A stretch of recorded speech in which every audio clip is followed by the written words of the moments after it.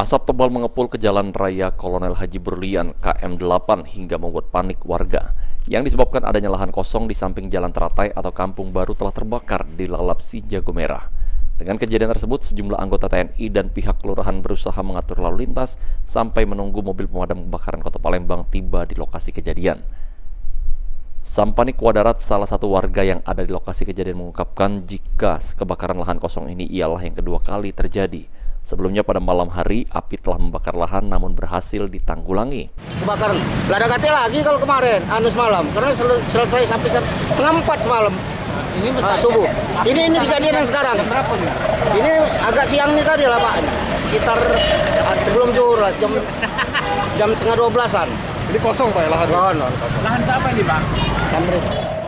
Selang setengah jam dari kejadian, petugas pemadam kebakaran Kota Palembang dengan menerjunkan 1 unit mobil pemadam tiba di lokasi kejadian dan langsung melakukan proses pemadaman api. Untuk sementara, kejadian kebakaran lahan kosong di samping Jalan Teratai ini masih dalam proses penyelidikan pihak polisi.